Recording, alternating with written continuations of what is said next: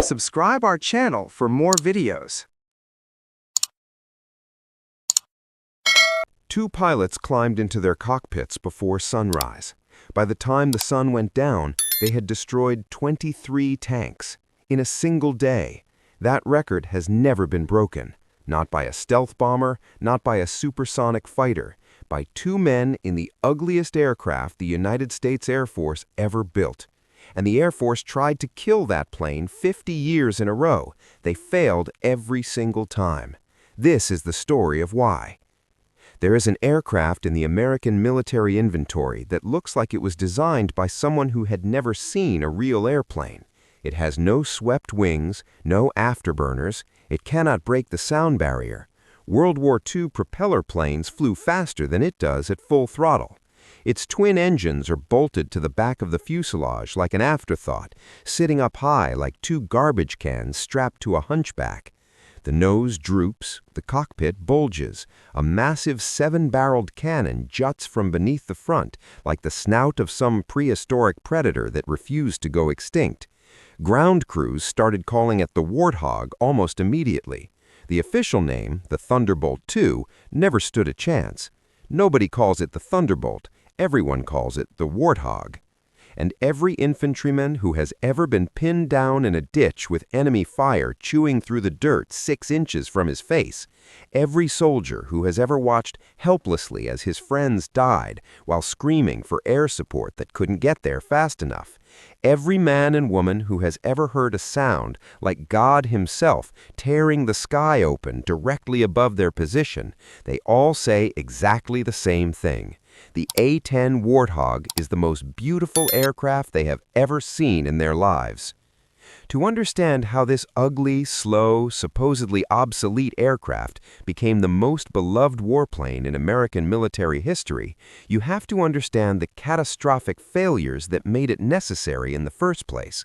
You have to go to the jungles of Vietnam, where American pilots were dying because they had the wrong aircraft for the wrong mission.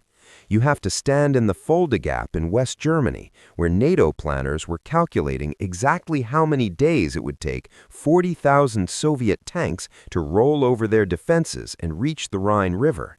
And you have to understand the brutal, bureaucratic knife fight that has been going on inside the Pentagon for half a century between the people who wanted to kill this aircraft and the soldiers, pilots, and politicians who refused to let it die. This is not just the story of an airplane. This is the story of what happens when an institution falls in love with elegance and forgets about purpose. It is the story of the men and women who flew this machine into the most terrifying anti-aircraft environments on Earth and came home alive because somebody, decades earlier, had cared more about keeping them alive than making the aircraft look impressive on a runway. And it is the story of the pilots who did things in this aircraft that should have been physically impossible, who landed shattered, hydraulics dead, barely flying wreckage back at base and climbed out and asked to fly again the next morning. Start with Vietnam, because everything starts with Vietnam. By the mid-1960s, the United States Air Force was the most technologically advanced Air Force the world had ever seen. The jets rolling off American assembly lines were extraordinary machines. The F-100 Super Sabre, the F-105 Thunder Chief, the F-4 Phantom. These aircraft could fly at twice the speed of sound. They could carry nuclear weapons. They could climb to altitudes where the sky turned black and the curvature of the earth became visible.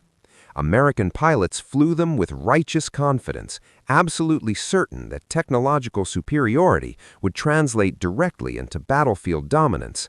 And then they went to Vietnam, and the jungle began killing them. The problem was not the aircraft themselves. The problem was that those aircraft had been designed for an entirely different kind of war. They were designed to intercept Soviet bombers screaming across the Arctic. They were designed to deliver nuclear weapons on high-speed runs deep into enemy territory.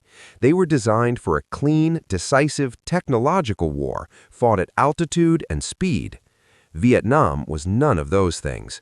Vietnam was mud and triple canopy jungle and enemy soldiers who looked identical to civilians until they were shooting at you from 10 meters away. Vietnam was close air support, the brutally difficult, dangerously intimate work of putting bombs and bullets on enemy positions that were sometimes separated from American soldiers by distances measured in yards rather than miles. Close air support is the most demanding mission in military aviation, and it demands capabilities that are the exact opposite of what supersonic fighters provide.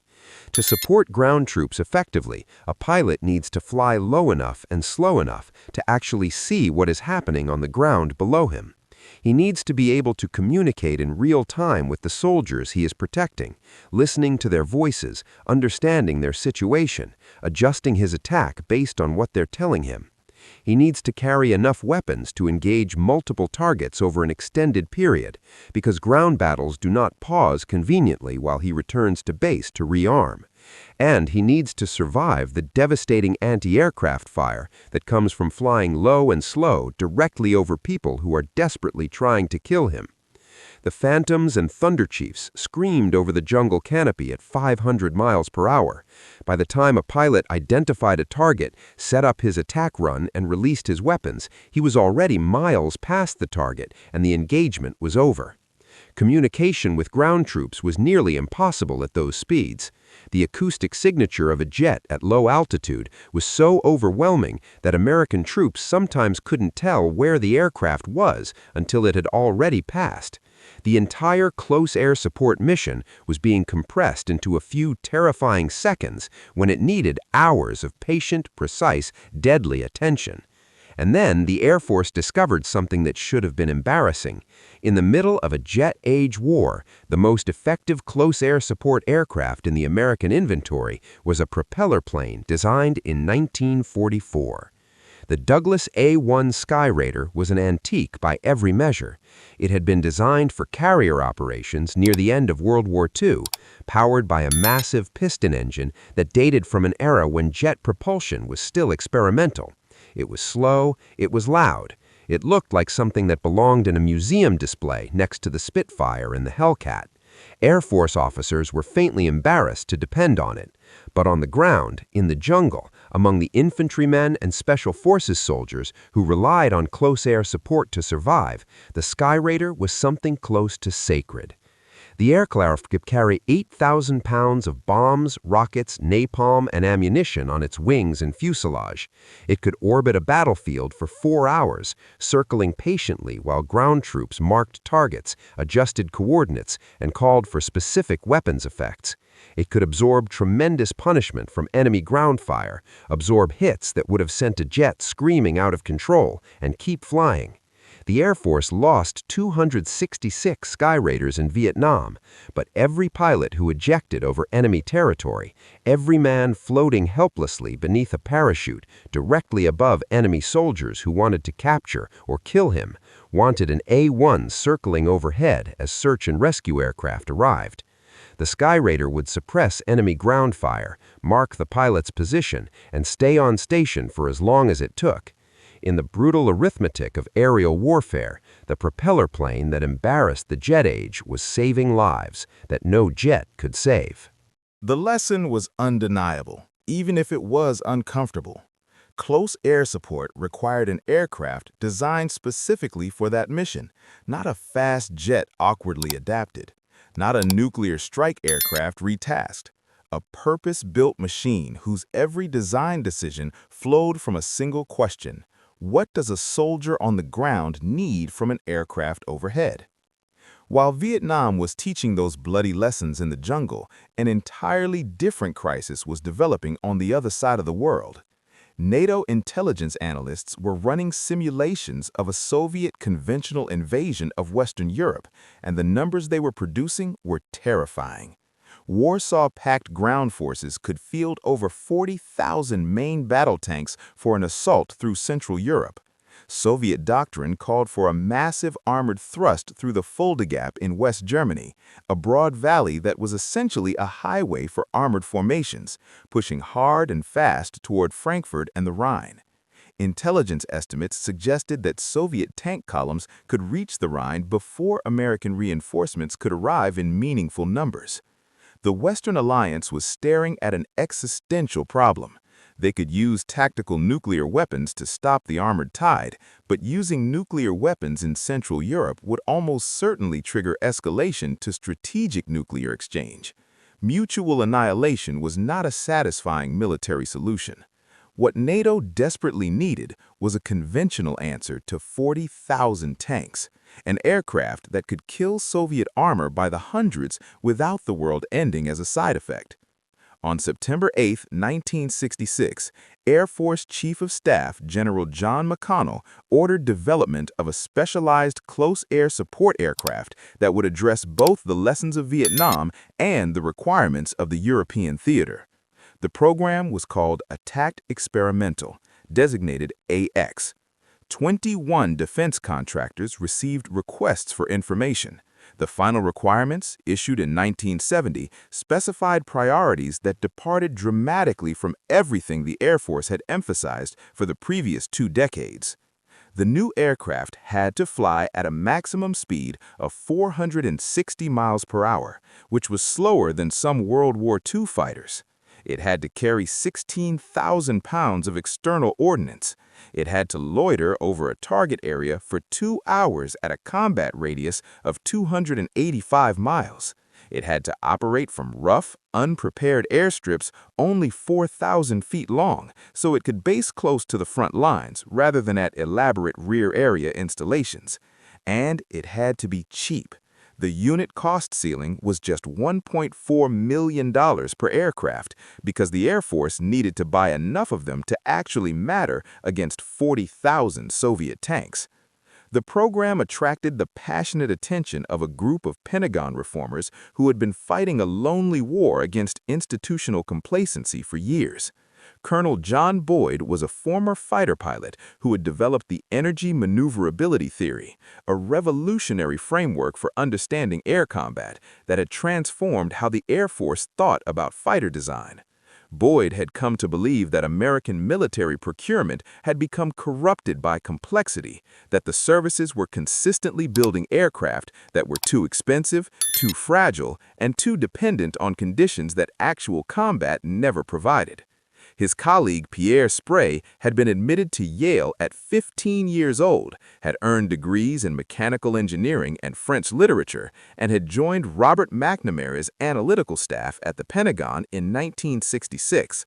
Sprey argued with missionary intensity that aircraft should be designed around combat realities, not around technological wish lists assembled by engineers who had never been shot at. These men championed something radical for the AX program. Instead of the traditional process of selecting a winner based on paper proposals and computer simulations that contractors could manipulate endlessly to make their designs look superior, they demanded a competitive prototype fly-off. 2 companies would build actual flying aircraft. The aircraft would compete head-to-head. The better machine would win the contract. No bureaucratic games, no theoretical advantages that evaporated the first time something went wrong. Just 2 airplanes flying against each other, and the best one would be built by the thousands. 6 companies submitted proposals by the August 1970 deadline. On December 18th of that year, 2 were selected to build competing prototypes. Northrop would build the YA-9A. Fairchild Republic would build the YA-10A. The fly-off that would determine the future of American close air support was scheduled to begin at Edwards Air Force Base in California. The YA-10A made its first flight on May 10, 1972, piloted by Howard Sam Nelson. The aircraft had been built at Fairchild Republic's factory in Farmingdale, New York, then transported to California for testing.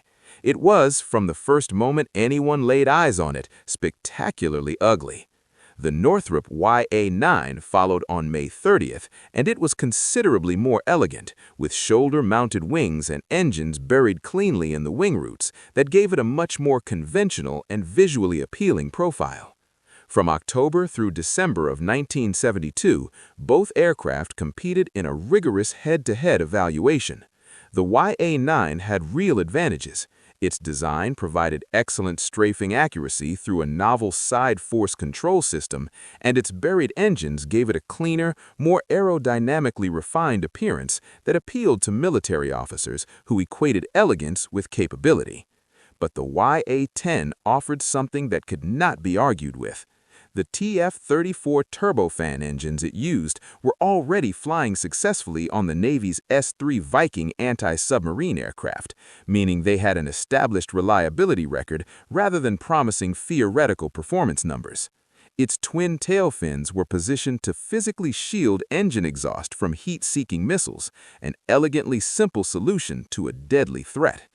Its titanium-armored cockpit had been tested against direct hits from Soviet 23mm cannon fire, the same caliber fired by the ZSU-23-4 Shilka anti-aircraft vehicles that Soviet doctrine placed with every tank battalion in their armored formations. And its low wing configuration meant that ground crews could rearm and refuel the aircraft in minutes rather than hours, which in sustained combat operations was not a convenience but a survival multiplier. On September 8, 1966, Air Force Chief of Staff General John McConnell ordered development of a specialized close air support aircraft that would address both the lessons of Vietnam and the requirements of the European theater. The program was called Attack Experimental, designated AX. 21 defense contractors received requests for information. The final requirements, issued in 1970, specified priorities that departed dramatically from everything the Air Force had emphasized for the previous 2 decades. The new aircraft had to fly at a maximum speed of 460 miles per hour, which was slower than some World War II fighters. It had to carry 16,000 pounds of external ordnance. It had to loiter over a target area for 2 hours at a combat radius of 285 miles. It had to operate from rough, unprepared airstrips only 4,000 feet long so it could base close to the front lines rather than at elaborate rear area installations. And it had to be cheap. The unit cost ceiling was just $1.4 million per aircraft because the Air Force needed to buy enough of them to actually matter against 40,000 Soviet tanks. The program attracted the passionate attention of a group of Pentagon reformers who had been fighting a lonely war against institutional complacency for years. Colonel John Boyd was a former fighter pilot who had developed the energy maneuverability theory, a revolutionary framework for understanding air combat that had transformed how the Air Force thought about fighter design. Boyd had come to believe that American military procurement had become corrupted by complexity, that the services were consistently building aircraft that were too expensive, too fragile, and too dependent on conditions that actual combat never provided. His colleague, Pierre Sprey, had been admitted to Yale at 15 years old, had earned degrees in mechanical engineering and French literature, and had joined Robert McNamara's analytical staff at the Pentagon in 1966. Sprey argued with missionary intensity that aircraft should be designed around combat realities, not around technological wish lists assembled by engineers who had never been shot at.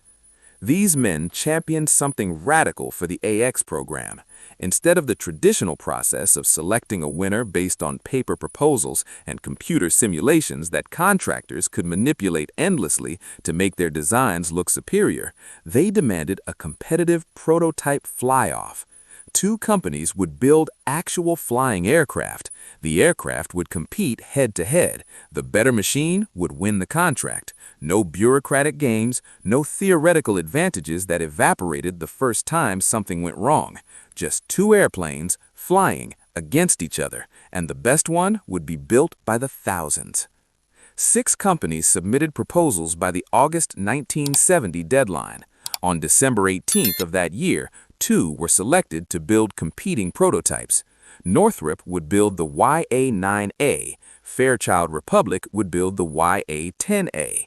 The fly-off that would determine the future of American close air support was scheduled to begin at Edwards Air. The heart of the A-10 is not its engines. It is not its wings. It is a weapon so massive, so extraordinary, so far beyond anything else ever mounted on a combat aircraft that the designers did not install the gun in the airplane. They built the airplane around the gun. The GAU-8 Avenger is a 7-barrel 30mm Gatling cannon. The complete weapon system, including the gun, the ammunition drum, the linkless feed mechanism, and all mounting hardware, weighs 4,029 pounds and stretches over 19 feet from breech to muzzle. It occupies roughly half the fuselage of the aircraft that carries it. The gun is so extraordinarily heavy that when mechanics remove it for maintenance, they must place a jack stand under the tail section of the aircraft to prevent the entire plane from tipping backward and resting its engines on the ground. The Avenger fires at a fixed rate of 3,900 rounds per minute. That is not an adjustable setting. When a pilot pulls the trigger, 65 projectiles leave the barrel every single second. Every individual round is a 30mm projectile weighing approximately 3/4 of a pound, significantly larger and more destructive than the 20mm ammunition fired by most aircraft cannons in the world. The standard combat load is 1,174 rounds, carried in a drum that feeds the gun in a 4-to-1 mix of armor-piercing incendiary and high-explosive incendiary rounds. The armor-piercing rounds are what make this weapon genuinely terrifying to any armored vehicle on the planet. Each one contains a penetrator core made of depleted uranium.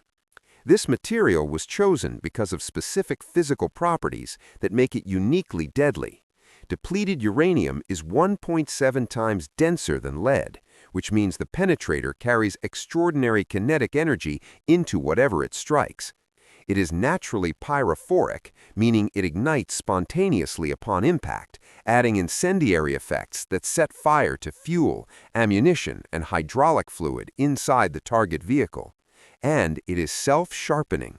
Unlike tungsten penetrators that deform and lose effectiveness as they push through armor, depleted uranium actually becomes more aerodynamically efficient as it penetrates. The faster it moves through armor, the more effectively it cuts. Each round can defeat 69 millimeters of rolled steel armor at 500 meters. That is more than enough to punch through the thinner top armor of any tank the Soviet Union ever built. The recoil force when this gun fires averages 10,000 pounds. That number matters because each of the A-10's 2 engines produces 9,650 pounds of thrust. The gun's recoil actually exceeds the thrust of one complete engine. Firing the Avenger causes a measurable deceleration of the aircraft. The pilot feels the plane slow when he pulls the trigger. And it creates a sound.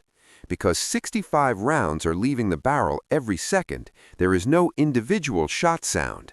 Individual gunshots merge and blend into a continuous tearing roar that soldiers on the ground describe with startling consistency.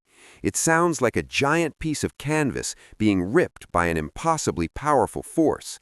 It sounds like the sky itself being torn open. It sounds like God is clearing his throat directly above you. Every soldier, every enemy combatant, every civilian who has ever heard this sound in a combat zone has the same instinctive understanding. Something is being destroyed, right now, with complete mechanical certainty. The onomatopoetic nickname is universal. Everyone calls it the BERT. Because the depleted uranium rounds travel at over 3 times the speed of sound, the targets hear the impacts before they hear the gun firing. By the time the BERT reaches your ears, the rounds have already arrived. The destruction is already done. You are hearing the announcement of your own end. The gun is mounted slightly left of the aircraft's centerline, positioned specifically so that the actively firing barrel aligns perfectly with the flight path during strafing runs. Accuracy testing established that 80% of rounds will strike within a 40-foot circle at 4,000 feet of slant range. For comparison, the F-35's internal 25mm cannon holds 181 rounds, enough for one 3-second burst, and fires a smaller, less penetrating projectile. The A-10 carries 1,174 rounds of ammunition that will destroy tanks. No other tactical aircraft in any inventory anywhere in the world carries anything remotely comparable. But the aircraft is far more than a flying gun platform, and the other systems built into this machine are where the philosophy of its designers becomes viscerally apparent. These men were not trying to build an aircraft that looked impressive at air shows or scored well in performance specifications drafted by people who had never been shot at. They were trying to build a machine that would keep its pilot alive through the worst environment in the history of aerial warfare and deliver it home so he could do it again tomorrow. The titanium bathtub is where that philosophy begins. Surrounding the pilot's seat is an enclosure made of titanium alloy plates, a full 1,200 pounds of armor constructed from titanium alloyed with aluminum and vanadium, varying in thickness from 1/2 inch to 1.5 inches depending on the threat vector. The entire assembly was tested against direct hits from Soviet 23mm high-explosive incendiary and armor-piercing ammunition, the same ammunition the ZSU-23-4 Shilkas defending Soviet tank columns would pour into anything flying at low altitude. The inner surfaces of the bathtub are lined with multiple layers of nylon spall shields that catch secondary fragments if a projectile does penetrate the primary armor. The windscreen panels are thick, stretched acrylic, resistant to small arms fire. The titanium bathtub alone represents approximately 6% of the aircraft's empty weight. That is an extraordinary investment in pilot protection. No other tactical aircraft in any air force in the world has ever devoted that proportion of its airframe weight to keeping the human being inside it alive. Beyond the armored cockpit, the A-10 incorporates over 100 distinct survivability features integrated throughout the airframe, a comprehensive engineering philosophy of redundancy that treats combat damage as an engineering problem with solutions rather than a catastrophic event requiring ejection. The twin turbofan engines are mounted high on the rear fuselage and physically separated from each other by the aircraft structure. Each engine draws air through its own independent intake. Battle damage that destroys one engine through direct hit or catastrophic failure is structurally unlikely to compromise the other. The twin tail fins are positioned to shield engine exhaust from ground-based infrared-guided missiles. The high bypass ratio of the TF-34 engines produces relatively cool exhaust compared to afterburner-equipped fighters, making the aircraft a more difficult infrared target. If one engine is destroyed, the remaining engine can fly the aircraft home. If both primary and backup hydraulic systems fail simultaneously, the pilot can switch to manual reversion, a backup flight control system using physical mechanical cables and pulleys connected directly to the control surfaces, allowing the aircraft to be flown through brute physical force alone. This system was considered an anachronism when it was designed. Every modern aircraft used hydraulics. Mechanical backup systems were old technology. The engineers included it anyway, because they understood that modern technology fails in combat in ways that peacetime testing cannot predict. The fuel system incorporates self-sealing tanks lined internally and externally with reticulated polyurethane foam that prevents fire and explosion, even when tank walls are penetrated by enemy fire. Check valves prevent fuel from flowing into damaged cells, limiting loss from any single hit. Emergency sump tanks hidden in the fuselage hold enough fuel for 230 miles of flight, even if every main fuel tank is completely compromised. The main landing gear is designed for rough field operations on unprepared surfaces. And critical structural components are deliberately made interchangeable between the left and right sides of the aircraft, meaning mechanics in a forward area field repair facility can fix battle damage using parts pulled from a damaged aircraft without needing specialized components. The A-10 can fly with one engine destroyed. It can fly with one tail fin completely blown off. It has flown with half of one wing missing. It has returned to base with holes throughout its structure large enough for a person to put their arm through.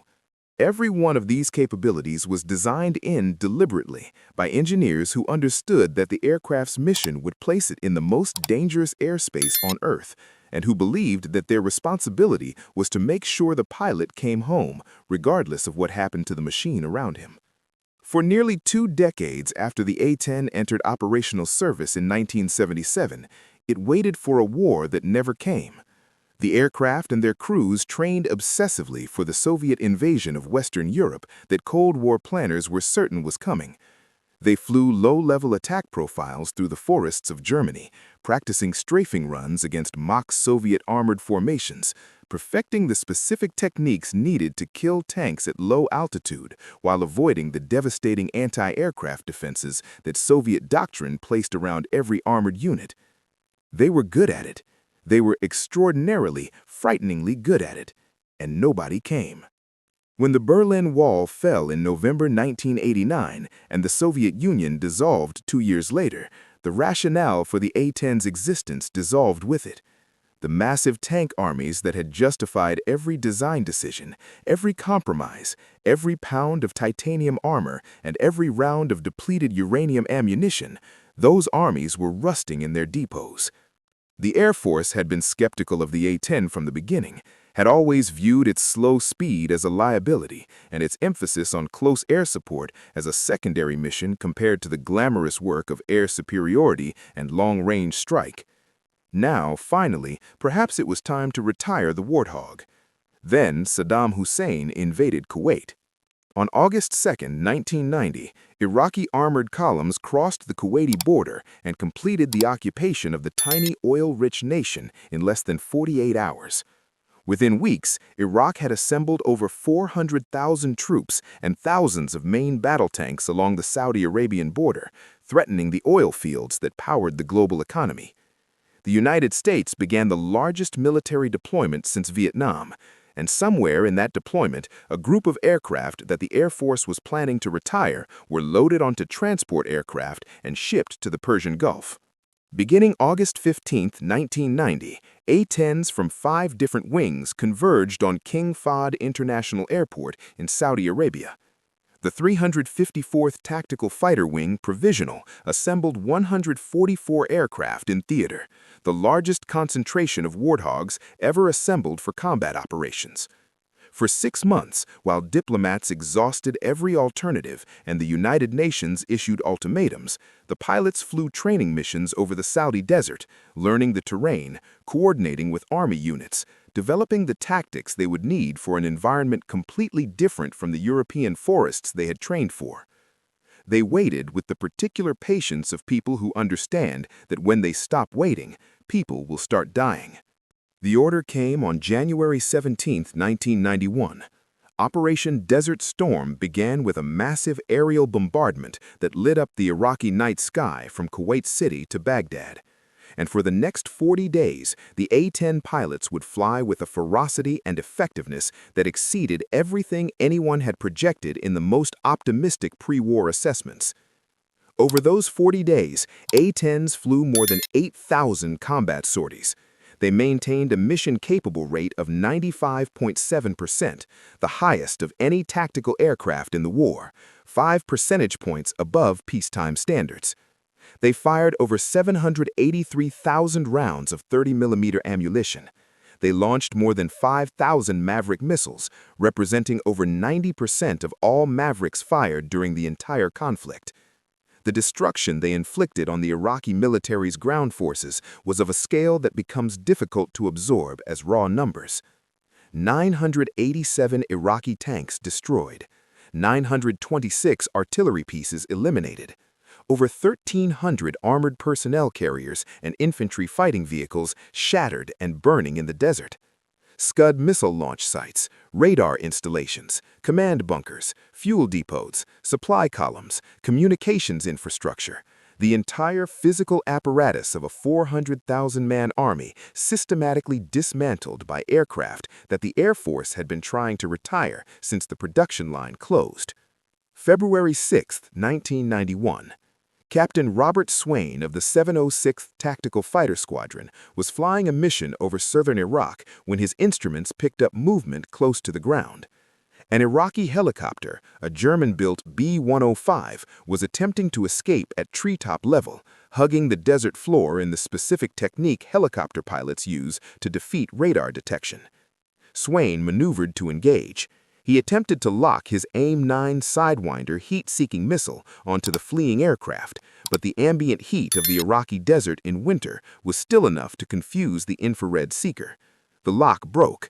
The aircraft kept running. So Swain did something that no A-10 pilot had ever done in actual combat. He pointed the Avenger cannon at an airborne target. His first burst, approximately 75 rounds, missed as the helicopter's pilot jinked desperately, taking the aircraft through violent evasive maneuvers that sent it twisting and turning just above the desert surface. His second burst struck home. The B-105 disintegrated in the air, torn apart by depleted uranium penetrators designed to punch through the armor of main battle tanks. What those rounds did to an unarmored helicopter is not something that requires detailed description.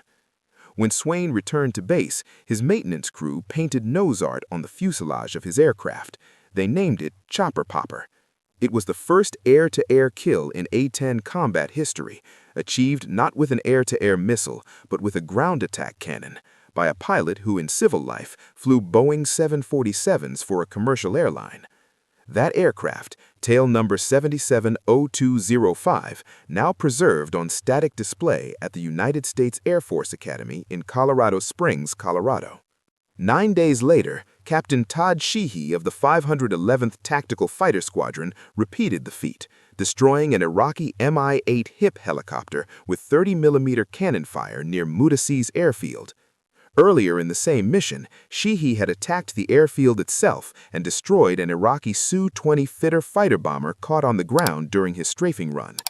In a single combat sortie, he had destroyed both an enemy aircraft and an enemy helicopter, demonstrating that the Warthog could destroy absolutely anything that presented itself as a target. But the mission that defined the Gulf War for the A-10 community, the mission that produced a record that has never been approached in decades since, came on February 25, 1991. Captain Eric Salomonson, call sign Fish, and First Lieutenant John Marks, call sign Carl, took off from King Fahd International Airport before the sun was fully up. They were flying as a two-ship element, a standard combat formation, assigned to attack Iraqi armored formations retreating from Kuwait. What they found when they arrived over the battlefield defied any pre-mission briefing.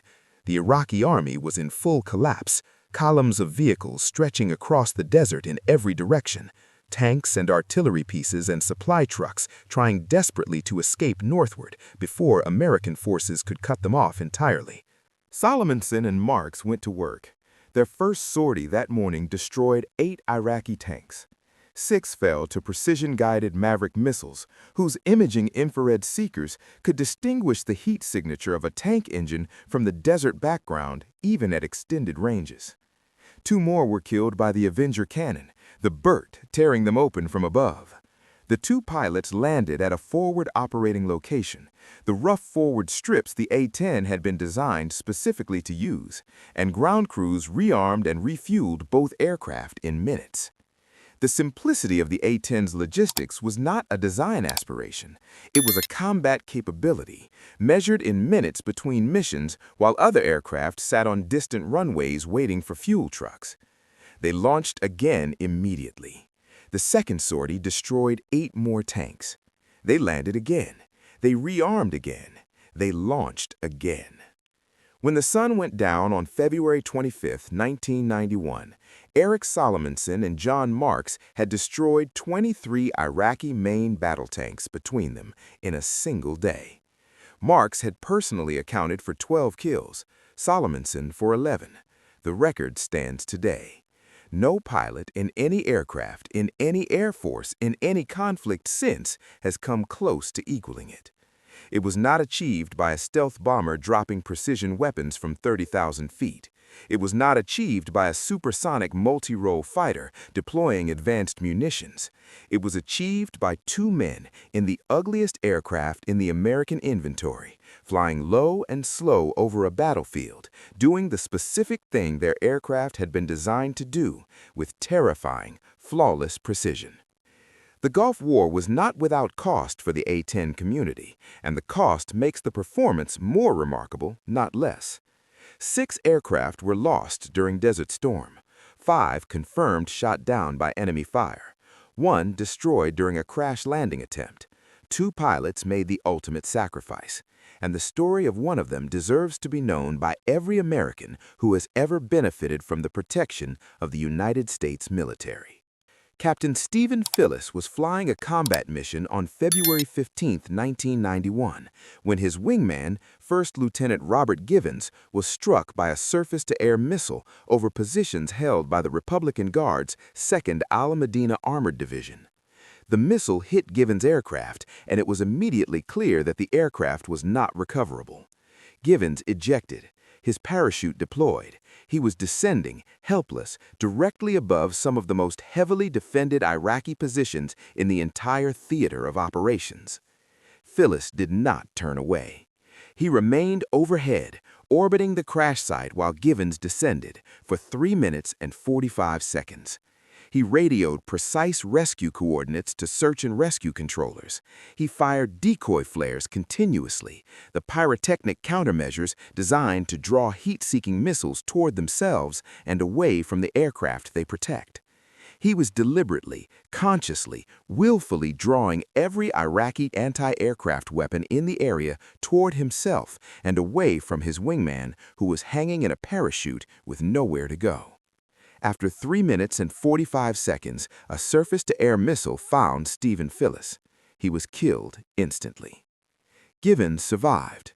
He was captured by Iraqi forces and held as a prisoner of war for 19 days. He was beaten and interrogated. He came home on March 6, 1991, eventually retiring from the Air Force decades later as a lieutenant colonel. He came home because his wingman chose to stay and die rather than leave him alone in enemy territory. Stephen Phillis was posthumously awarded the Silver Star. A campaign has continued for decades since his death, maintained by veterans, colleagues, and the family he left behind, to upgrade his decoration to the Medal of Honor. That campaign continues today. Approximately 70 A-10s, nearly half the total force deployed to the Gulf, sustained some form of battle damage during Desert Storm. 20 aircraft suffered significant structural damage, requiring major repairs. And yet the A-10's combat loss rate was actually lower than that of the F-16, lower than the F-15E Strike Eagle, lower than the British Tornado. All of those aircraft were faster, all were more expensive, all were supposedly more survivable in contested airspace. The machine that had been designed to absorb Soviet anti-aircraft fire had proven it could absorb everything Iraq could deliver against it and come back for more. When the A-10s came home from the Gulf War, their future seemed absolutely, finally, permanently secure. The numbers were incontrovertible. The performance was beyond argument. Even the most committed institutional critics of the aircraft should have been silenced by the sheer, documented, undeniable reality of what the Warthog had done in 40 days over Kuwait and southern Iraq. Within months, the Air Force was planning to retire the A-10 again. This tells you something important about institutions. It tells you that institutions do not change their fundamental beliefs because they encounter evidence. They accumulate evidence for the beliefs they already hold and discard the rest. The Air Force had believed since 1975 that the A-10 was the wrong aircraft for the wrong era, too slow, too limited, too focused on a mission that sophisticated precision weapons would eventually make unnecessary. The Gulf War had not changed that belief. It had merely delayed acting on it. Air Force Chief of Staff General Merrill Mechpak proposed transferring the entire A-10 fleet to the United States Army. The Army, understanding that operating a fixed-wing combat aircraft fleet would trigger immediate congressional battles over service roles and missions, declined. Throughout the 1990s, the Air Force systematically starved the A-10 community of maintenance funding and training resources, allowing the fleet's readiness to degrade in ways that would later be used as arguments for retirement. The pattern was as old as bureaucratic politics and as reliable as gravity. If you cannot kill something outright, you underfund it until its performance degrades, then you use the degraded performance as justification for elimination. In 1999, during Operation Allied Force over Kosovo, an A-10 pilot demonstrated once more that the aircraft performed capabilities no other platform could replicate. When Lieutenant Colonel Dale Zelko's F-117 Nighthawk stealth fighter was shot down by a Serbian surface-to-air missile, the aircraft that located the downed pilot and coordinated his helicopter extraction was a slow, unglamorous Warthog. The aircraft that cost $42 million and was supposed to be invisible to radar had been saved by an aircraft that the Air Force considered obsolete. Nobody in the Pentagon issued a press release about this. The wars in Afghanistan and Iraq brought the A-10 back to combat with an urgency that overrode every bureaucratic preference for retirement. A-10s first arrived in Afghanistan in March 2002, becoming the first tactical jets to operate from Bagram Airfield in the earliest, most chaotic months of the conflict. The aircraft was the only tactical jet capable of operating from the damaged runways and primitive facilities available at that stage of the conflict. More modern, more expensive aircraft required infrastructure that did not yet exist. During Operation Anaconda in the Shah-e-Khat Valley in March 2002, Lieutenant Colonel Edward Kostelnik and Captain Scott Campbell were credited with killing more than 200 Taliban and al-Qaeda fighters in a single extended mission, providing close air support to American Special Operations Forces, who were pinned down in mountain terrain against enemy fighters who had prepared defensive positions and knew the ground. The soldiers on the ground who survived that battle knew why they survived. The Warthogs circled for hours. The Warthog stayed when other aircraft had to leave for fuel. The Warthog was there when it mattered, and there when it kept mattering. Between 2009 and 2012, A-10s flew between 27,000 and 34,000 close air support sorties annually over Afghanistan. Those numbers represent a staggering operational tempo maintained year after year by an aircraft platform that the Air Force was simultaneously trying to eliminate from its budget. And then came April 7, 2003 in Baghdad, and the mission that demonstrated more completely than any other engagement in the aircraft's history exactly why the titanium bathtub and the mechanical flight control backup existed. Captain Kim Campbell of the 75th Expeditionary Fighter Squadron was providing close air support for the Army's 3rd Infantry Division during the Thunder Run into the heart of Baghdad, the bold armored assault that pushed American tanks deep into the Iraqi capital through streets filled with Republican Guard forces armed with rocket-propelled grenades and everything else they could find. Campbell rolled her aircraft into an attack run, destroying enemy positions with rockets. As she pulled up from the target, a surface-to-air missile struck her aircraft in the tail section. The explosion severed both the primary and backup hydraulic lines simultaneously. The hydraulic systems that controlled every flight surface were gone. The right horizontal stabilizer was shredded by fragments. The aircraft rolled violently left, and the nose pitched toward the burning streets of Baghdad below. Campbell could see the Tigris River through her canopy, getting larger very quickly. She understood with absolute clarity that she might have to eject directly into the center of a hostile city held by enemy forces who would very much like to capture an American pilot. She did not eject. She switched to manual reversion. Using the backup system of mechanical cables and pulleys, she took control of a crippled aircraft through physical force alone. She manually cranked the controls to bring the nose up, to level the wings, to stop the roll that was carrying her toward the river and the city and captivity or death. Only 3 pilots before her had ever attempted a manual reversion landing in an A-10 in flight. One of them had been killed. Campbell flew her devastated Warthog for approximately 1 hour, covering 300 nautical miles across hostile airspace back to Al Jaber Air Base in Kuwait. When she touched down, her landing was textbook perfect. The Wing Chief of Safety, Lieutenant Colonel Mike Milan, said afterward that Campbell had landed that jet with no hydraulics better than he landed the A-10 every day with all systems functioning normally. She was awarded the Distinguished Flying Cross. The following morning, she flew another combat mission. Her aircraft, tail number 810987, was too damaged to ever fly again. It now rests on static display at Seymour Johnson Air Force Base in North Carolina, a permanent monument to the pilot who refused to give up and the engineers who, 3 decades before the battle for Baghdad, had decided that manual reversion was worth the weight and complexity and cost of including it, just in case. When the Islamic State erupted across Iraq and Syria in 2014, overrunning entire Iraqi army divisions and establishing a terrorist state the size of Great Britain, the A-10 was redirected from Afghanistan to bases in Kuwait and Turkey. Warthogs conducted approximately 1/3 of all coalition airstrikes against ISIS during Operation Inherent Resolve. On November 16, 2015, 3 days after ISIS terrorists murdered 130 people in coordinated attacks across Paris, 4 A-10s and 2 AC-130 gunships executed a strike on ISIS oil infrastructure near Abu Kamal in eastern Syria.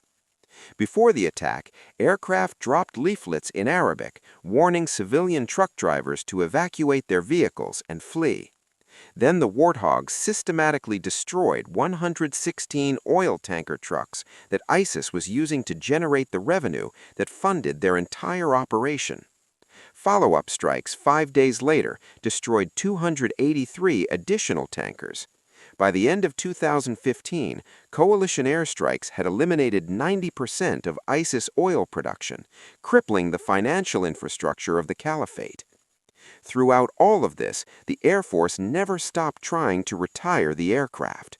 The most intense institutional battle came between 2013 and 2015, when federal budget sequestration gave Air Force leadership the fiscal justification they had been waiting to deploy.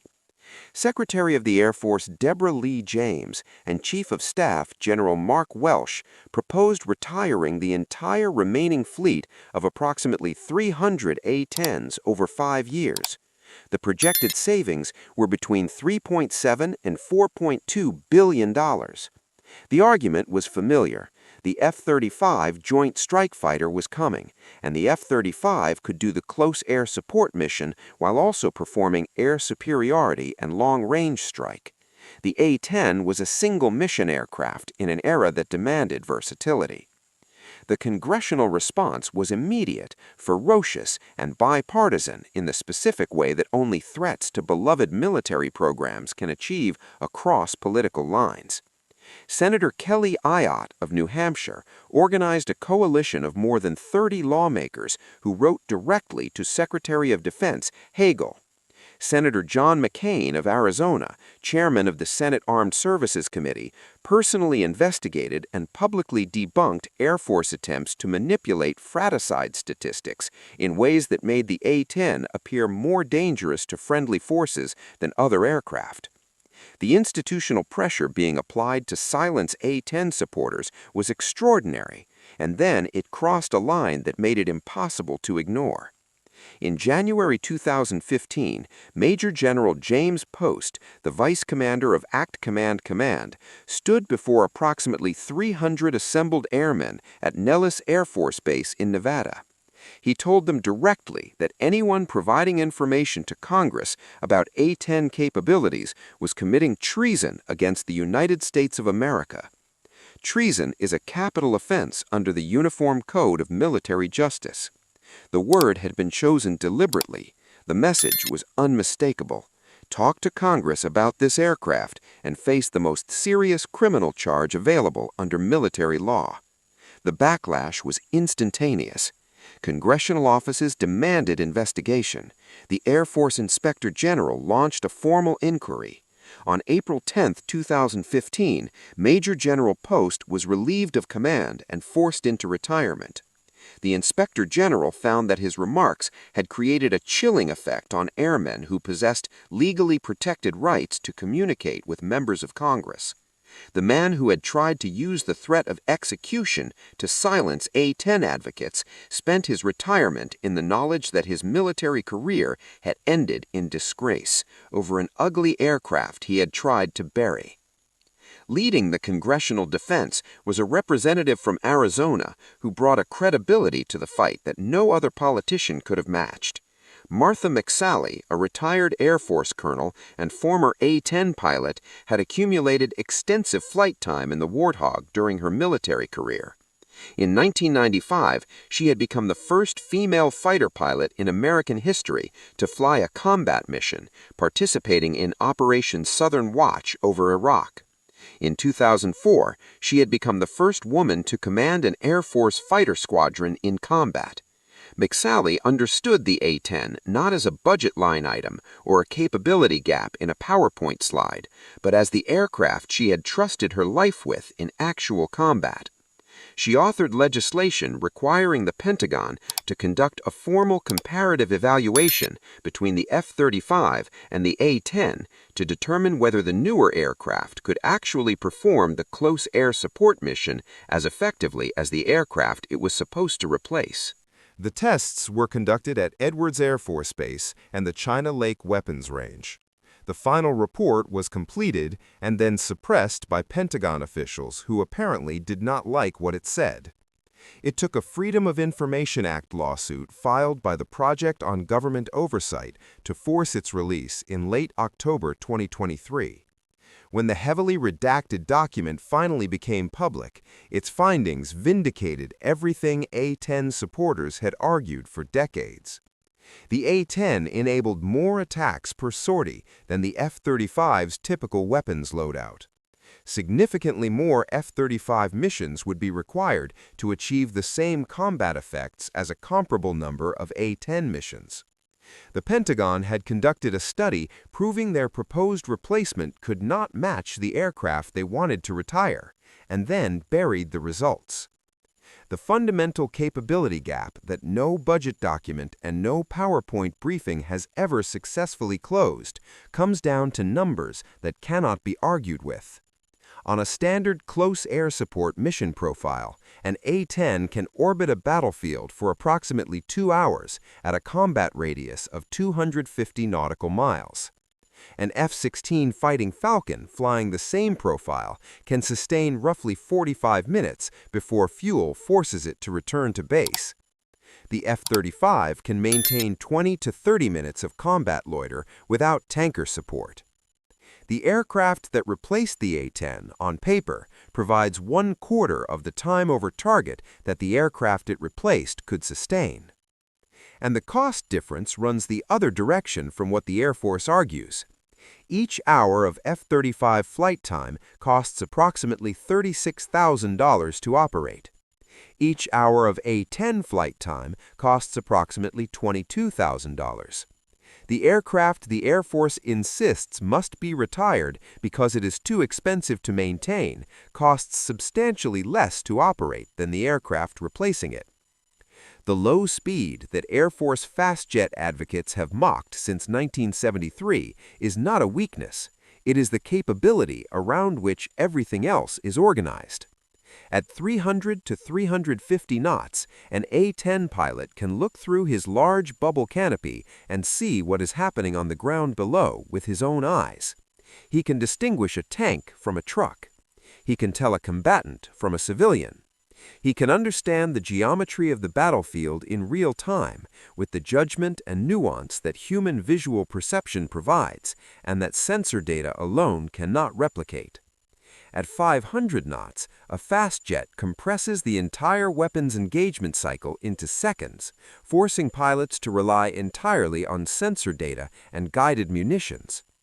At 500 knots, you cannot afford the time required to be sure. In danger-close engagements, where ground troops are in direct physical contact with the enemy and the margin between friendly and enemy positions is measured in meters rather than hundreds of meters, the A-10's precision cannon provides surgical accuracy at a fraction of the cost of guided munitions. A Maverick missile costs approximately $144,000 per round. A burst from the Avenger costs pennies per round. When a soldier is in a trench with enemy fighters on the other side of a wall, the economics of precision munitions become irrelevant. What matters is that the gun is accurate enough to kill the enemy without killing the soldier. And the A-10's gun is accurate enough to do exactly that. As of March 2026, the Air Force maintains approximately 162 A-10s in its active inventory. Congress has mandated that no fewer than 103 aircraft remain operational through September 2026. The retirement continues on a schedule that Congress monitors with the vigilance of people who have watched the Air Force try to eliminate this aircraft for decades and understand that vigilance is the only thing standing between the Warthog and the boneyard. The first aircraft formally retired under recent drawdown authorizations was tail number 80-0149 from the 74th Fighter Squadron at Moody Air Force Base in Georgia. It was flown to the Davis-Monthan Air Force Base Boneyard in Arizona on April 5, 2023. It had logged over 14,000 flight hours across 43 years of service. 14,000 hours of flying over Germany and Saudi Arabia and Kuwait and Afghanistan and Iraq and Syria, doing the specific thing it had been built to do, protecting the men and women on the ground below.